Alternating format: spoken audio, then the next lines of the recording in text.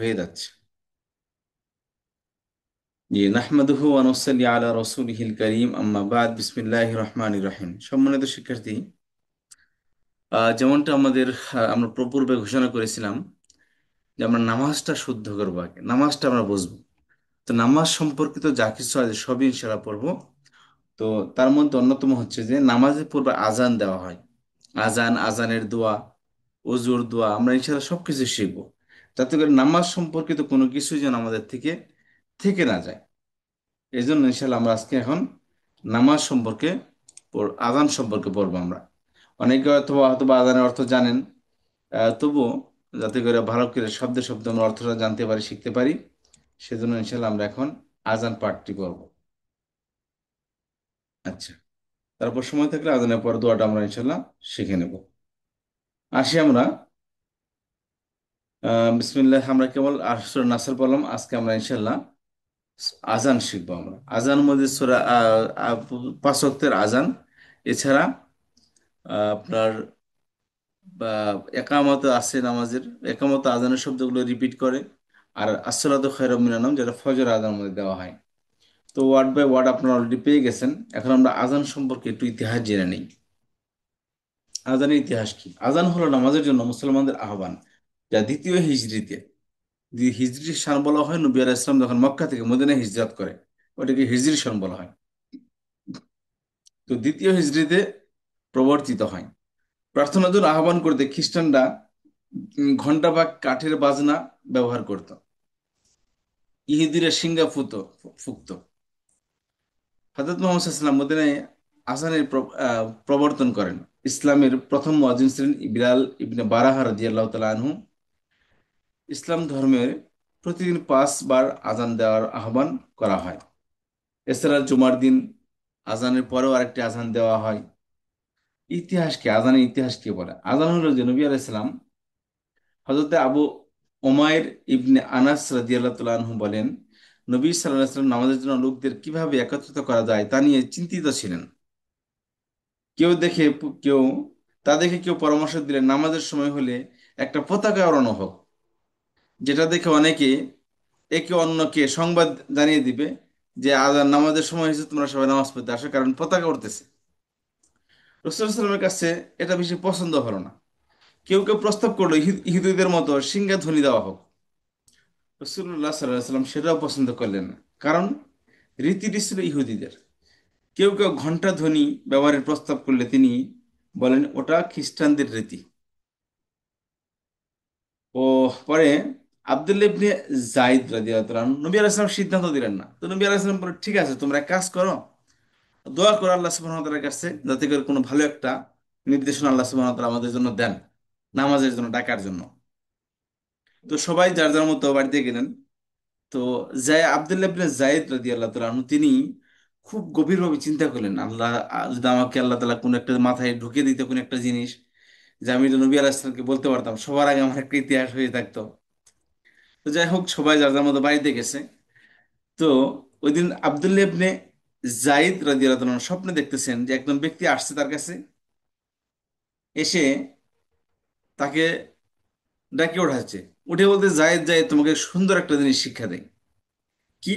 নামাজের জন্য কিভাবে আহ্বান করা হয় এই বাক্যগুলো তোমার শিক্ষা দেয়। পরে স্বপ্নের মধ্যে উনি এই শেষ রাত স্বপ্নে দেখতেছেন। তো শেষ রাতে আসছে। তো দেখেন এই আজানগুলো সে স্বপ্নের মধ্যে তাকে মুখস্থ করিয়ে দেয়। তো এত সুন্দর বাক্যগুলো দেখে একদম ফজরের আগ মুহূর্তে সে এসে নবী আলাইহিস সালামের কাছে দৌড়ে আসে। ইয়া রাসূলুল্লাহ, ইয়া রাসূলুল্লাহ, আমি স্বপ্নে এই আজানগুলো এইগুলা দেখছি, যে আমি দেখি যে একজন ব্যক্তি আমার কাছে আসলো, এসে আমাকে আজানের জন্য এই বাক্যগুলো আমাকে শিক্ষা দিচ্ছে। তো এই কথা বলার পর নবী আসলাম খুব খুশি হলেন। এদিক দিয়ে ওমর রাদিয়াল্লাহু তাআলা আনহু, উনি স্বপ্নে দেখছেন। উমর রাদিয়াল্লাহু তাআলা আনহু স্বপ্নে দেখে দৌড়ে তিনিও আসতেছেন। আসতেছেন তো এত দ্রুত আসতেছেন যে সাধারণত পুরুষরা লুঙ্গি পরে ঘুমায়।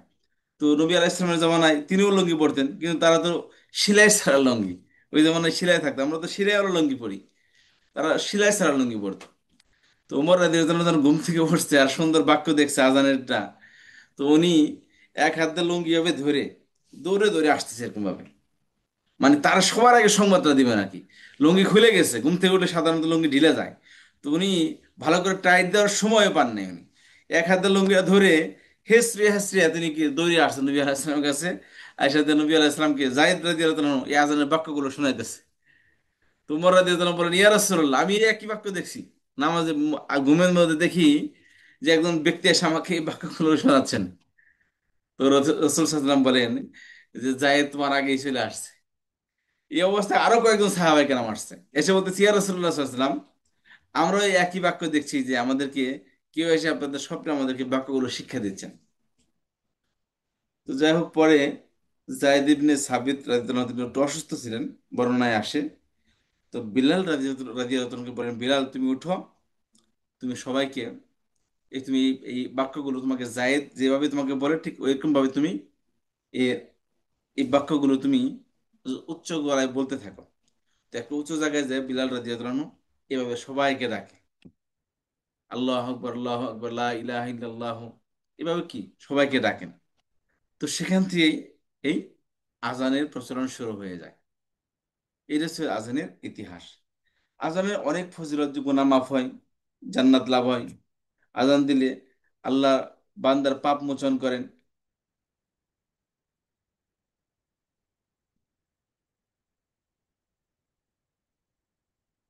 আচ্ছা, এছাড়া কিয়ামতের দিন আল্লাহ সুবহানাহু ওয়া তাআলা তাকে আহ, সম্মানিত করেন। কিয়ামতের দিন আল্লাহ তাআলা কিয়ামতের দিন মুয়াজ্জিনের বড় সম্মানের অধিকারী হবেন, এবং মানুষ জিন ও পৃথিবীর সকল বস্তু তার জন্য তার কল্যাণের সাক্ষী হবে।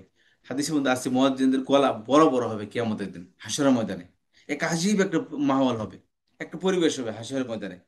কারো গলা লম্বা, কেউ ওই ডিসেবল হয়ে আসবে, কেউ কুৎসিত চেহারা নিয়ে আসবে, কেউ হাসতে থাকবে, কারো নূরের টুপি থাকবে, তার নূরের আলো একদম আকাশ পর্যন্ত যে বিচ্ছুরিত হবে। একটা আজীব দৃশ্য হবে হাসরের ময়দানটা।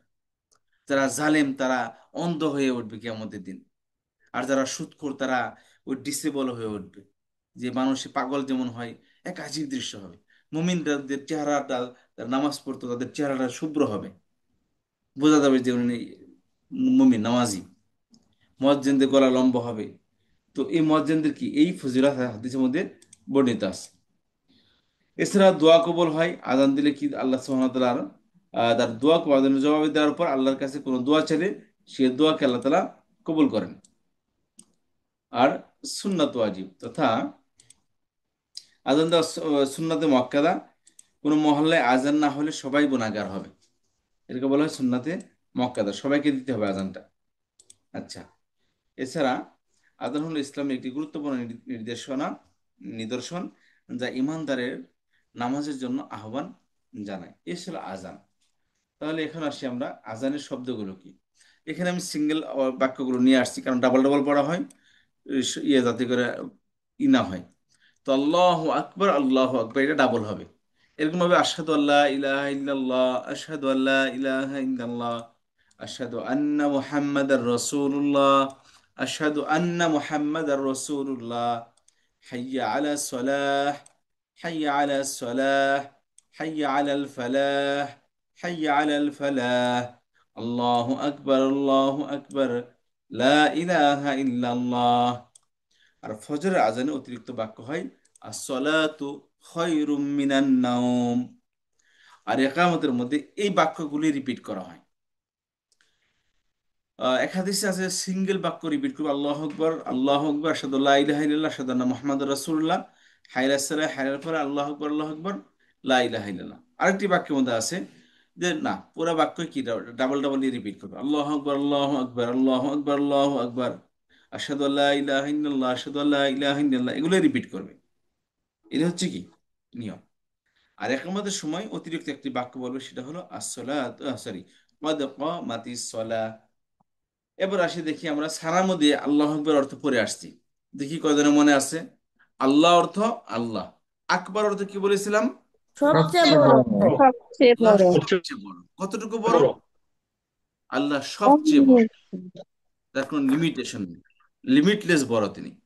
আল্লাহর সাথে কোনো জিনিসের কারো তুলনা চলে না। আল্লাহ সূরা আহ, বাকারার সূরা আয়াতুল কুরসির মধ্যে বলেন, ওয়াসিআ কুরসিয়্যুহুস সামাওয়াতি ওয়াল আরদ। আল্লাহ সুবহানাহু ওয়া তাআলার যে চেয়ার, এটাকে আসমান জমিকে ঢেকে আছে।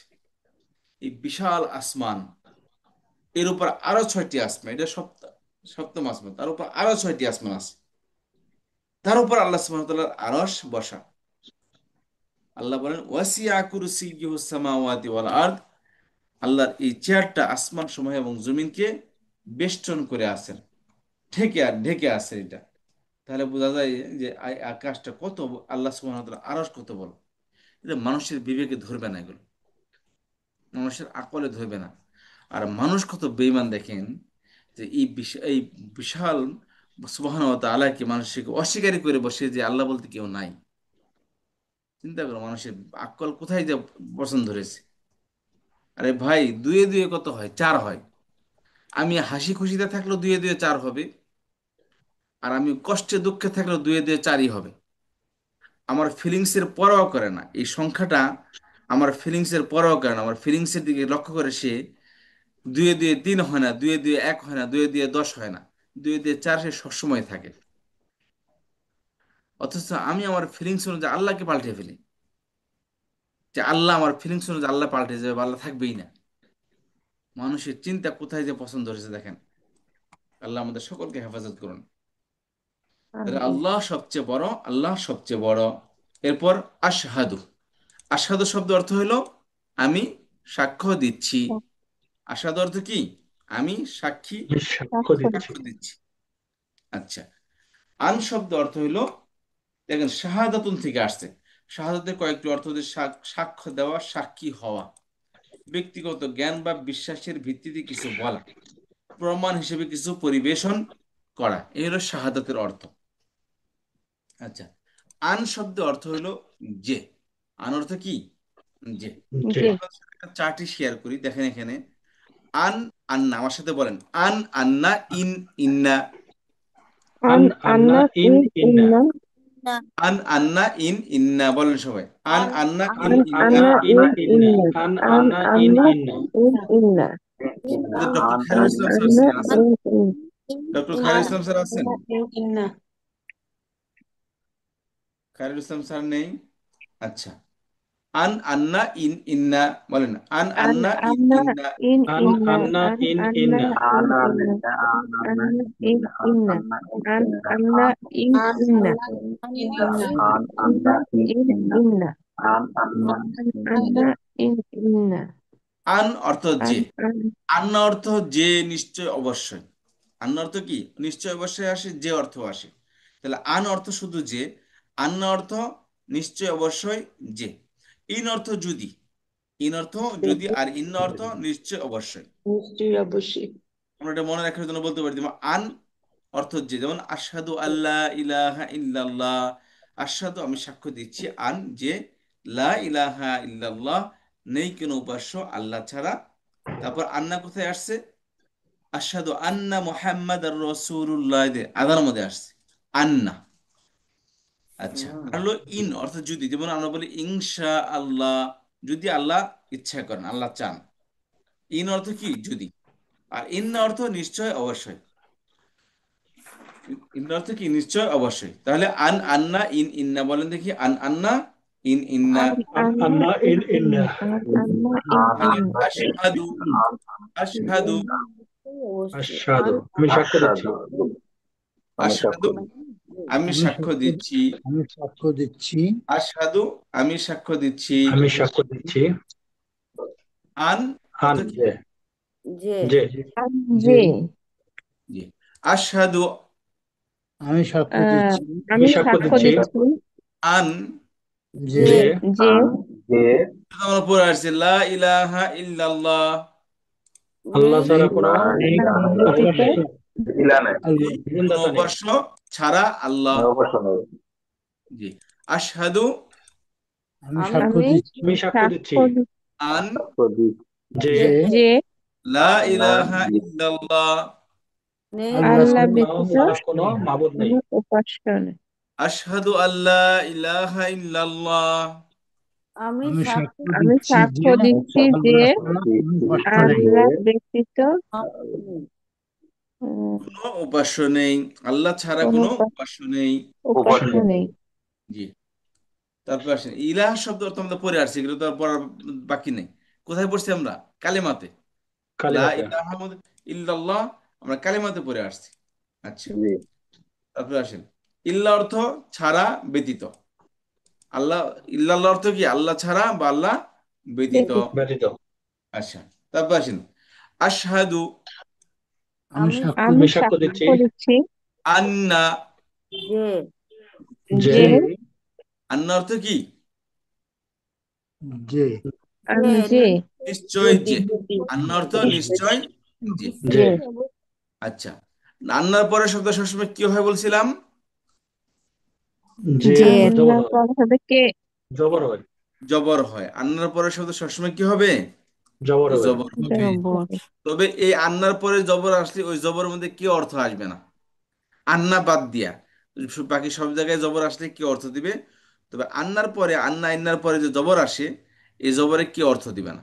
আচ্ছা, তাহলে আশহাদু আমি আমি সাক্ষ্য সাক্ষ্য আমি দিচ্ছি সাক্ষ্য দিচ্ছি আন্না নিশ্চয় যে নিশ্চয়ই মুহাম্মাদান মোহাম্মদ মোহাম্মদ সাল্লাল্লাহু মোহাম্মদ সাল্লাল্লাহু আলাইহি মোহাম্মদ সাল্লাম সাল্লাল্লাহু আলাইহি সাল্লাম রাসূলুল্লাহ, আল্লাহর রসুল আল্লাহর রসুল। প্রেরিত রসূল। প্রেরিত আল্লাহর রাসূল। রাসূল। আশহাদু আন্না মুহাম্মাদার রাসূলুল্লাহ, আমি আমি সাক্ষ্য সাক্ষ্য আমি দিচ্ছি সাক্ষ্য দিচ্ছি নিশ্চয় মুহাম্মদ মোহাম্মদ যে সাল্লাল্লাহু আলাইহি রাসূলুল্লাহ সাল্লাম মোহাম্মদ আল্লাহর সাল্লাম রাসূল। আল্লাহর রসুল। আল্লাহর রাসূল। তাহলে আন্নার পরের শব্দ কি হয়েছে? জবর জবর। আসছে। জবর। জবর হচ্ছে। তারপর আসি হাইয়া। হাইয়াটা হাইয়ুন থেকে, অর্থ জীবিত। সেখান থেকে হাইয়ার পরে আলা আসার কারণে অর্থ হবে আসো। আলা মানে দিকে। স্যার এই আলা মানে আন্নাটা কি শুধু এই যে মোহাম্মদ আমাদের নবীজির আহ, মোহাম্মদ আসার আগে হলে নাকি যে কোনো সময় যদি যে আন্না কোনো আসে সময়। তারপর শব্দটা জবর হবে? যেমন ইন্নাল্লাহ আলা কুল্লি শাইইন কাদির, ইন্নাল্লাহ এখানে জবর আসছে। ইন্না আন্না কান্না লাইতা লাকিনাল, আমরা পড়ছিলাম না গত ক্লাসে?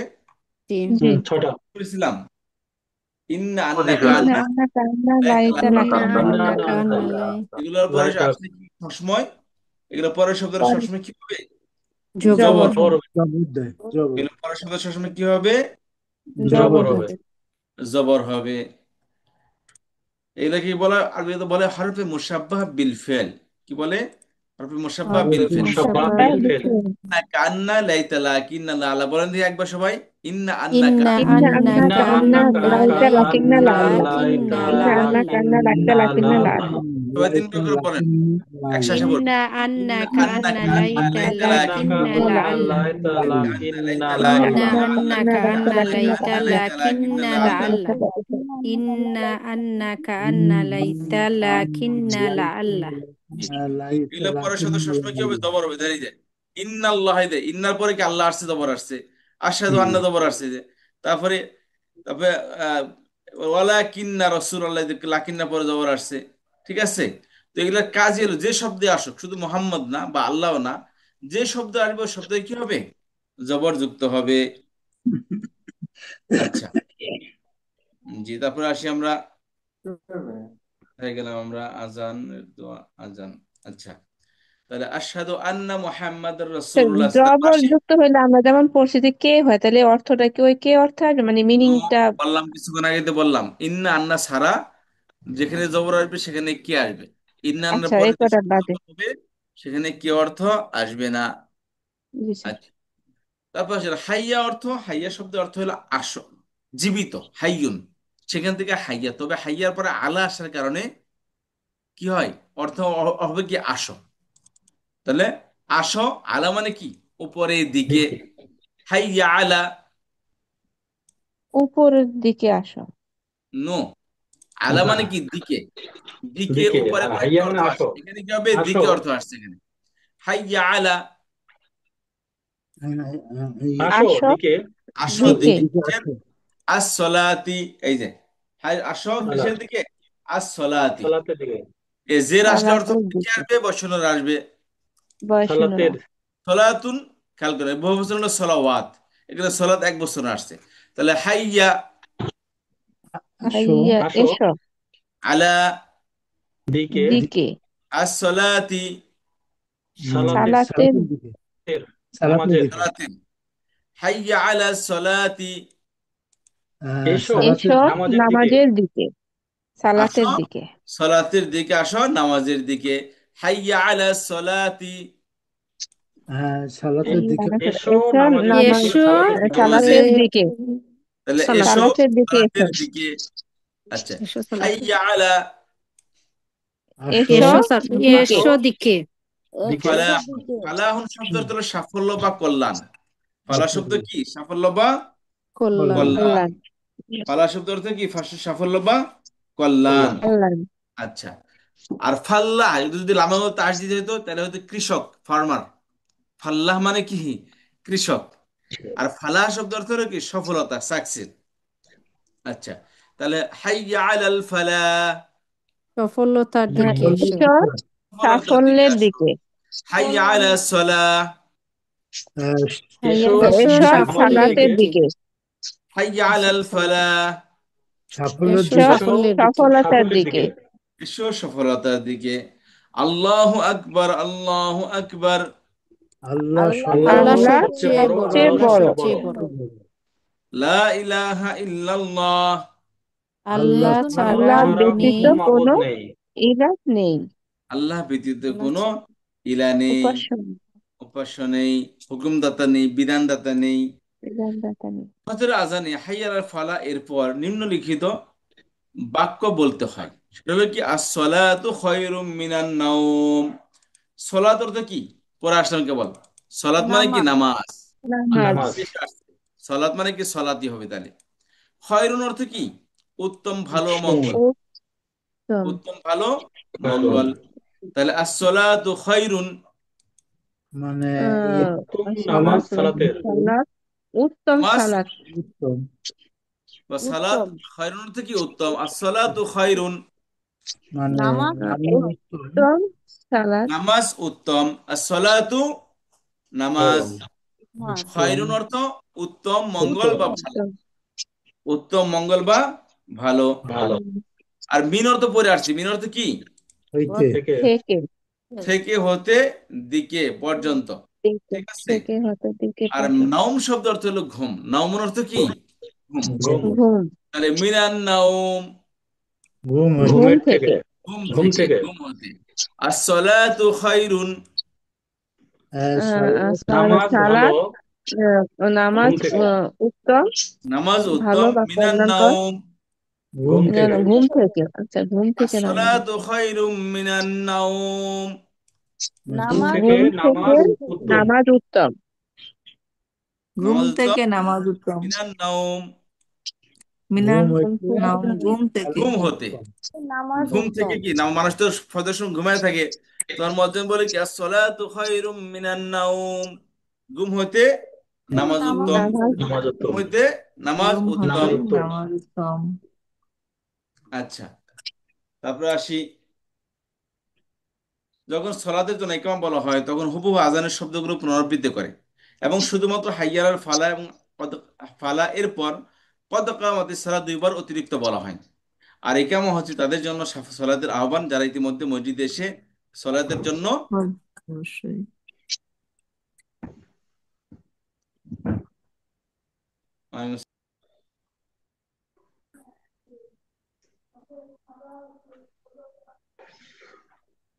ইয়া আল্লাহ, কত বড়, কত সুন্দর করে মানুষ পারত জানো, এই তোমার